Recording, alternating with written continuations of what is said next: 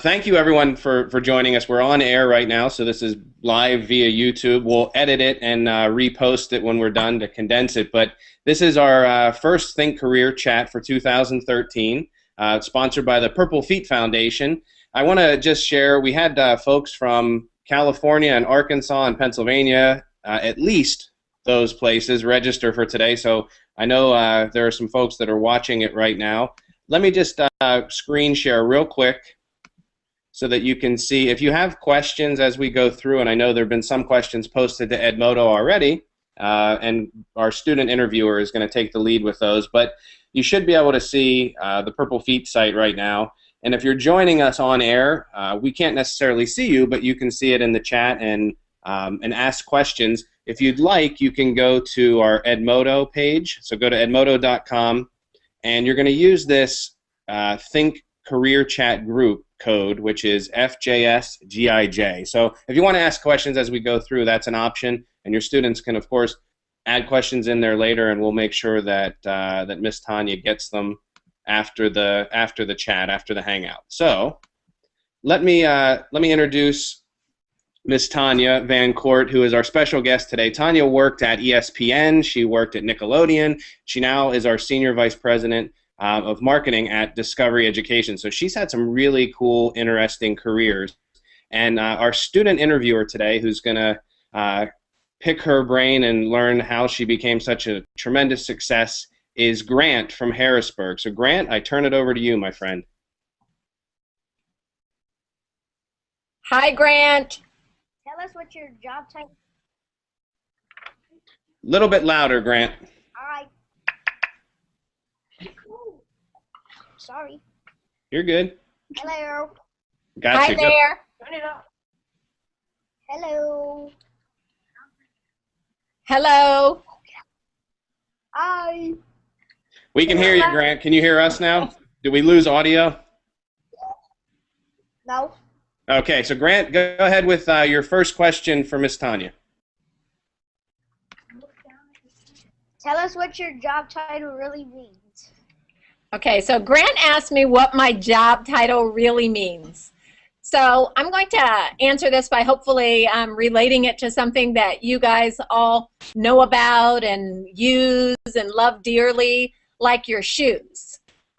So if you think about Nike, for example, can anyone think about what the Nike tagline is? So whenever you hear Nike, what else do you hear after it? Just think about that for a second. And Grant, maybe you can tell me. Just do it. Just do it. I heard someone say it. That's right.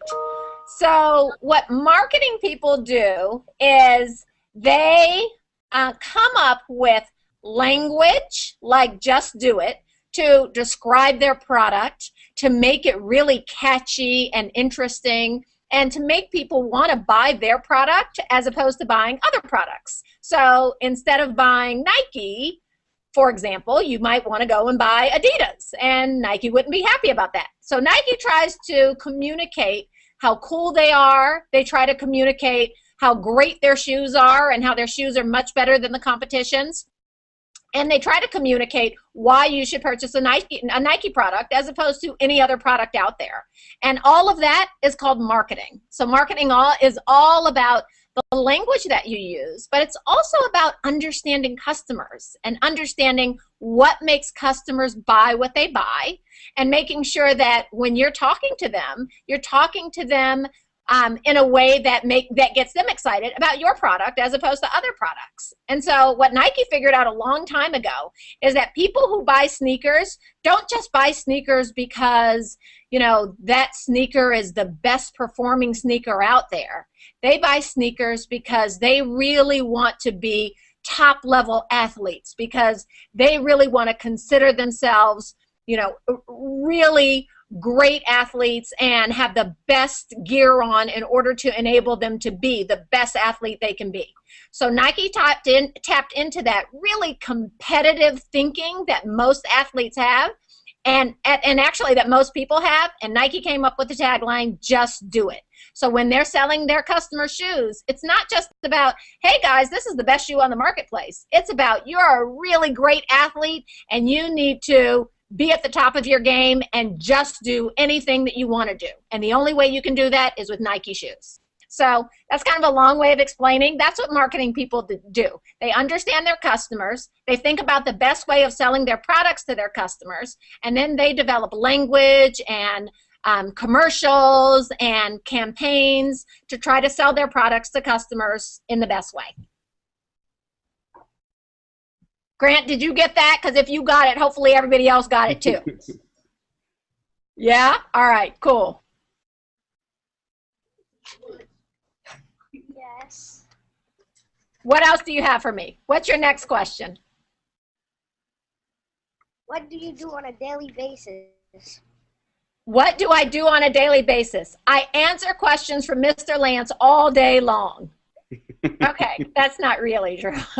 But I get a lot of emails all day from people throughout our company who need help with marketing. So, for example, our sales team, they may be going out on a sales call. That means they're going out for a meeting, and they're going to go meet with a prospective customer. And this customer is interested in buying lots of discovery education stuff. Or maybe they're just interested in buying lots of educational stuff to help their classroom, educational technology, and they're not sure if they want to buy discovery education, or they might want to buy from Pearson, one of our competitors, or they might want to buy from Amplify, another one of our competitors. And so our sales team is going out there to tell that customer why they should buy all of the fantastic products and services that we have at Discovery Education. So our sales team calls me up and they say, hey, Tanya, we need help on this sales call. Can you find a video that you think would help us to pitch our story to this customer? One of the videos that we've done on our marketing team. So I have to go and find the right video and send them the right materials. They say, can you write an email for us so that we can explain our position to the customer and why we're better than that Amplify product? So then I go and research what Amplify does, and I try to find the holes in their product line so that I can then say, hey, you don't want to use Amplify, you really want to use Discovery Education, and here's what we do better than anyone else. So I do a lot of writing. I do create videos and create things that eventually end up on television or online that help to describe why Discovery Education is so great.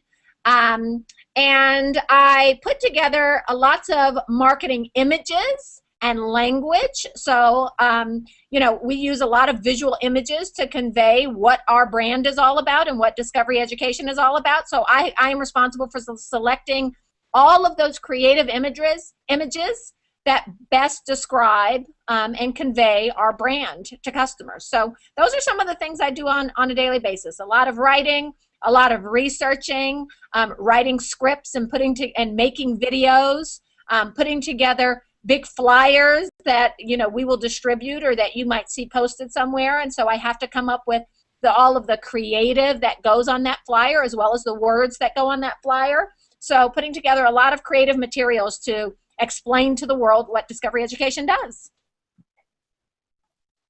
Grant, how'd I do? Good. That makes sense? Yeah. All right. Tell me if you don't understand my answer, and then I got to go back and give it another try, okay? That's the other thing we do as marketers. The other thing that we do as marketers is we evaluate when we do something that doesn't work. And so if we put together some language or we put together an on-air television advertisement and it doesn't sell very many things, then we have to go back and redo it. And that's a good life lesson for what we should all do in life. If you try something once and it doesn't work the way that you did it, go back and try it again a different way. Okay, Grant, I'm ready for you. My next question. What education and experience did you need to have to get your current job? Wow, so that's a great question. What educational experience, what education and experience did I need to get my current job? So my education, I got a college degree, a bachelor's degree in industrial engineering, and then I got my master's degree in industrial engineering. And I know that that's a mouthful, and the truth is most grown-ups have no idea what industrial engineering is. So don't feel bad if you've never heard of it. But what industrial engineers do is they look at organizations like a company, or they could even look at the corner store that you go to, or they can look at the big grocery store that you go to. And they look at that and they say, how could this business run itself differently so that it's more successful? Do we need to have 10 registers open at any time instead of 5 registers? Or do we need to move all of the products that are easy to grab into the front of the store and move all of the things that are bulkier and bigger in the back of the store? So industrial engineers look at everything about a company and how to make that company more efficient and more successful. That's what the study of industrial engineering is. Obviously, in describing my current job to you, I don't do industrial engineering. I do marketing. So one of the big lessons from that is that when you get a degree in something, sometimes that's just a starting point for your career, and then your career changes a lot with every job that you get. You acquire new skills, you learn new things, until you can eventually do more jobs than the one that you were trained to do when you were in college. So I graduated in industrial engineering, but then I did a lot of jobs where I was coming up with new products and new technology for people to use. So everyone knows that we are using a computer to talk now, right? And does anyone know what this computer is running? How we're able to talk? What does this computer have that's allowing us to send video back and forth? It's connected through what kind of connection? Does anyone know? Web. Through the web, exactly. Awesome. It's connected through the web and through a broadband connection. That means we can send a lot of data back and forth. So one of my first jobs was actually launching connections like that, high-speed data connections, and going out and selling those to people. And this was many years ago when only companies had these high-speed connections, and we didn't have them at home, and you couldn't really get on the web easily from home. So that was one of my first jobs out of school. But then I continued to have more jobs, and those jobs changed. And so I used that experience, and I went and worked at ESPN. And at ESPN, I was responsible for creating this whole new service called ESPN 360. Has anyone used ESPN 360? It's now called ESPN 3. Has anyone seen ESPN 3? Okay, well, it is like Mr. Lance has. It's like a sports network online. So I was responsible for launching this sports channel on the web called ESPN 3. And that was really cool. But I not only had to launch it from a technology perspective, I then had to market it. I had to sell it. So that's how I got some marketing experience.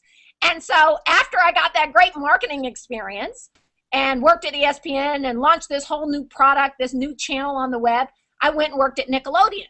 And at Nickelodeon, I was responsible for leading the channel called Nick Jr. Does anyone know what Nick Jr. is? Have you heard of that? Yeah? So, great. So I was responsible for leading that channel, Nick Jr.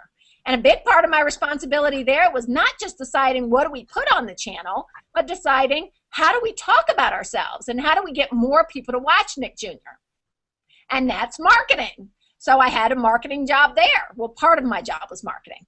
And then I decided I really, really love kids and I really want to be in education. And so I came to Discovery Education. But instead of having a job where I was responsible for a big product and creating the product and selling the product and launching the product and marketing the product, in my current job, I just do the marketing piece. So that's how I got those experiences that got me to a place of going from an industrial engineer who just focused on products to a marketer who focuses on how do we best market those products and talk about those products and help our sales team to sell those products.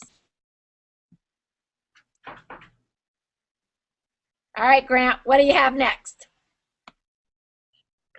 What learning experience? No, hold on. What learning experience in school or in general helped prepare you for being successful? What learning experience in school or beyond helped to prepare me to be successful? Right? So I think the main learning experience that helped me to be successful, here, I'm going to tell you guys a story, and hopefully this story will answer that question for you. So my first job out of college, I grew up in California, and I grew up in Oakland, California, and I went to Stanford University, and then my first job out of college was actually in Chicago, Illinois. So I was far away from my family, I was far away from my friends. And 4 months into my job there, my brand new job out of college, they canceled the money that was dedicated to that job that I had. So they canceled that funding. And what that meant is that my job no longer existed. The job they hired me for, that particular project, no longer existed. So I still had a job, but you know, they were still, I was still employed, but it wasn't to work on that project that I was supposed to be working on. So they didn't really have anything for me to do. And so I would just sit at my desk every day, and they told me they wanted me to track who went to this particular training class. And so that's what I would do every day. You guys could probably actually do it now, even without a college degree. All you have to do is say, hey, did Lance Ruggie attend the training class? Yes or no? And then you check yes or no, then you're done with that for the day. Well, it wasn't a very hard job, and it wasn't a very challenging job, and it wasn't a job where I was going to learn a lot. So I really wasn't too happy with these 2 engineering degrees where I really wanted to do great things in the world, and instead I was just tracking who went to a training class. So I went to a Martin Luther King, this is a great story, right? Because Monday is Martin Luther King Day, so it's really appropriate. So I went to a Martin Luther King Day celebration at my company, and there was a man who was speaking at that celebration.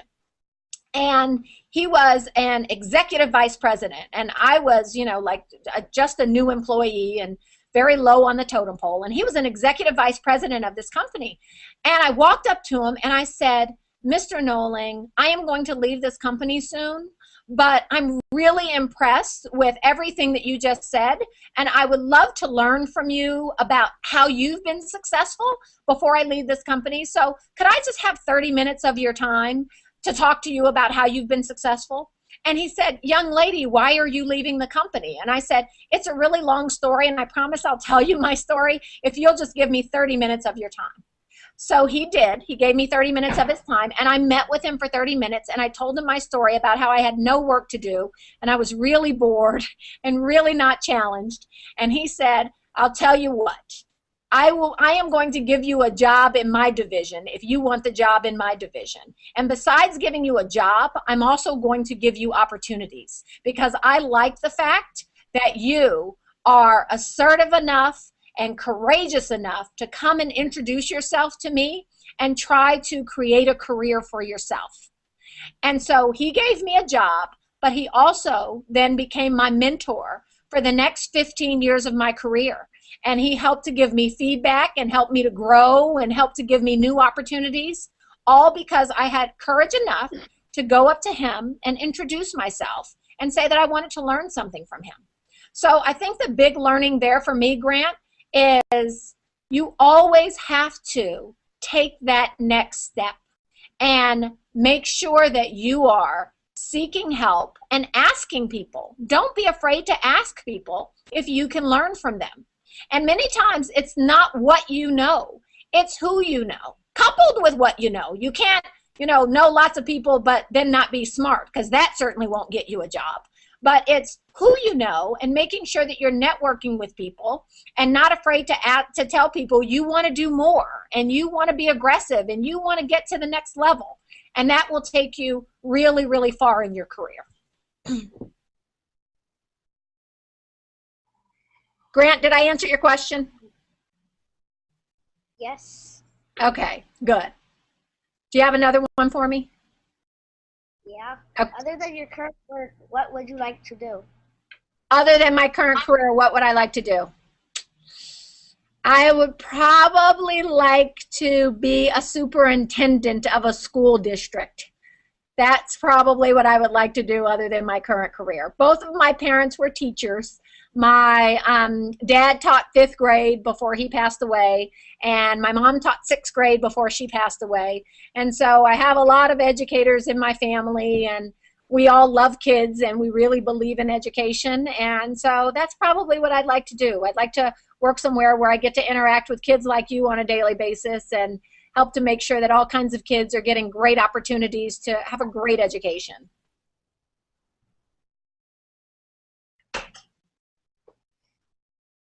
What is the biggest challenge you face in your work? How do you handle it?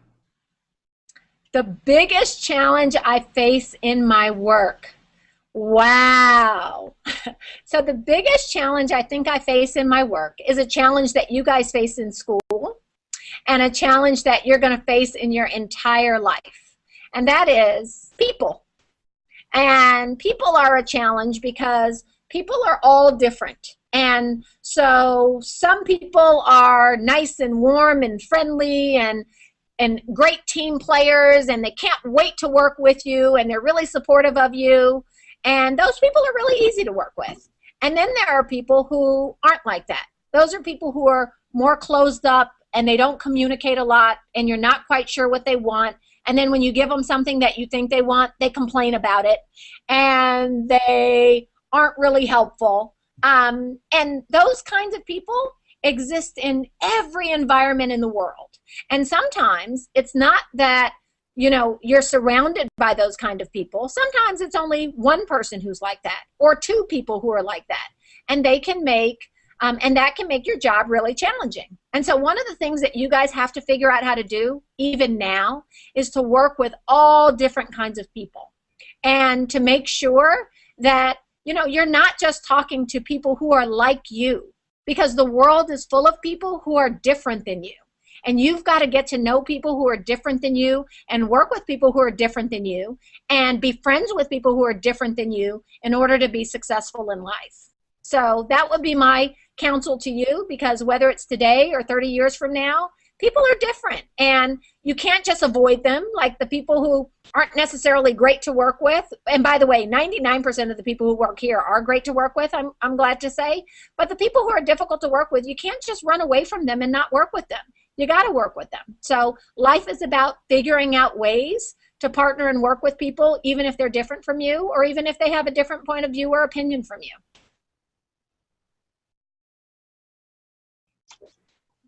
Best memory of being 12 to 13 years old. My best memory of being 12 to 13 years old. You know what? I knew you were going to ask me this question, Grant. So I found a picture. I don't know if you'll be able to see it, but I'm going to hold it up so maybe you can see it. Okay, let's see. Okay, this is me at like 13. I'm the one in the white vest, and my girlfriend is sitting down underneath me, and I'm combing her hair. And there's a Michael Jackson poster on the wall. And I just thought I would share that picture with you so that you would know that when I was 13 years old, I wasn't doing anything very important. I was like combing my girlfriend's hair, and that's pretty much all that we did. I was a great student because I loved school, and you know, and I really always wanted to excel at school because I thought, well, if you get good grades at school, you'll be able to do well in life. And I still think that's important. So it's really good. It's really important for you to get good grades in school. But other than that, I wasn't like, you know, I wasn't on the tennis team. I wasn't a great basketball player. I wasn't in the chess club. So I don't have any of those good memories, but you know, hopefully you guys are doing those things because those things help to make you interesting and have great interests and just be an interesting person.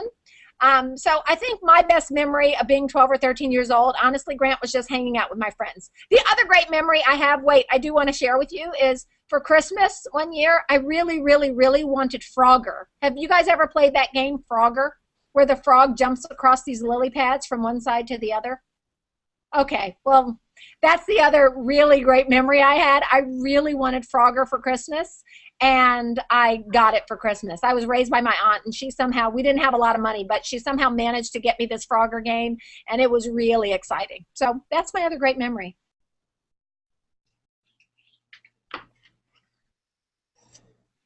What makes you happy? Oh my gosh, I knew you were going to ask me this question too, so I brought another prop. Okay, let's see if you can see this.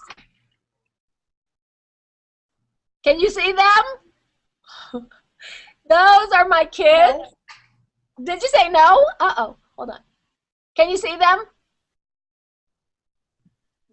1 second. Oh. Yep, we can see them. Yep.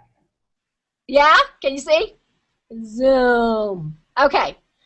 Those are my kids. Gabrielle is the girl and Hendrix is the boy. And they both make me super duper happy. And in fact, Hendrix asked me before I left for work this morning, Mommy, are you happy? I said, yes, honey, I'm really happy. He said, why? Because I a good boy. He's 3. He has a very healthy sense of himself that he's a good boy. So, yes, that's who makes me happy, Grant. Every single day I go home. I literally sometimes run home from the subway to see them because I'm so excited to see them. And they make me really happy. What are you most proud of and why? What am I most proud of and why? Okay, so this requires a little bit of a backstory for me to answer this question. I have I come from a family of 6 kids. I was the youngest of 6 children. And we were all born in Oakland, California, and not in a pretty, we didn't have much money when we were growing up. I told you my mother was a teacher and my father was a teacher too, but my mother was a single mom for most of her life. So it was really the 6 of us living with my mom in Oakland. And so my mom really focused a lot on education and was a really amazing mom and really was just concerned that we all got a great education. And my mom died of a brain aneurysm when I was 6 years old. So my oldest sister was 19 years old when my mom passed away, and I was 6 years old. And so there were 6 of us kids, and since my mom was a single mom, there was no one to raise us. There was no dad in the house to raise us.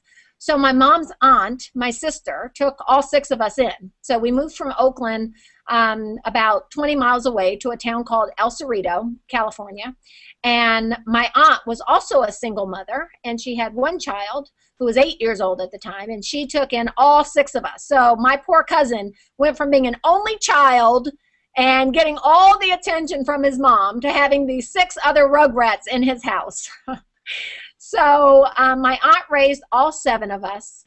And so I think what I'm really most proud of is that, you know, my mom, if she were here, would really want to know that not only had I gotten a good education, but that I was helping other kids to get a good education. So I think I'm most proud that I work with a team of people at Discovery Education who are doing such amazing things to help kids get a great education every day.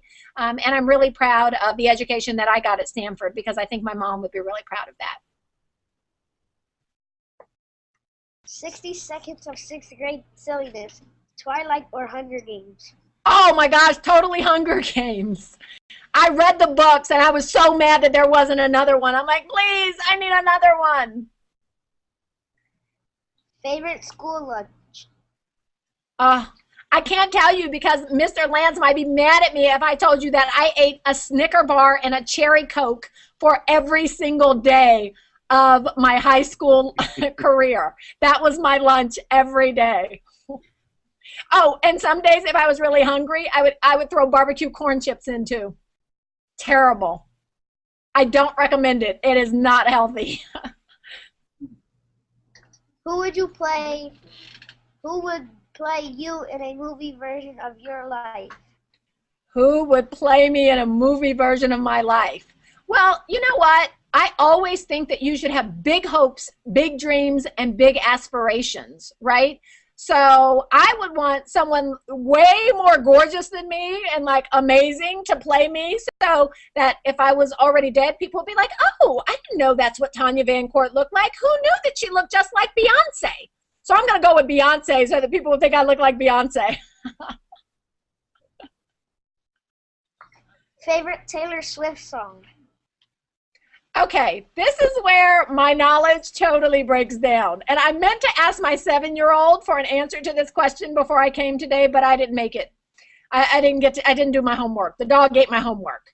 Does Taylor Swift sing that Call Me Maybe song? Because my daughter sings that song all the time, and I kind of think, well, maybe that's a Taylor Swift song, but I have no idea. You don't know either, Grant? Okay, good. I feel good. We're going with Call Me Maybe, whoever sings that.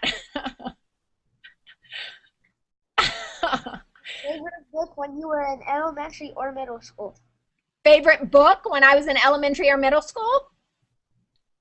Wow, that's a really great question. Okay, let me think about that one for a second. My favorite book when I was in elementary. Oh, you know what book I loved? I loved The Diary of Anne Frank.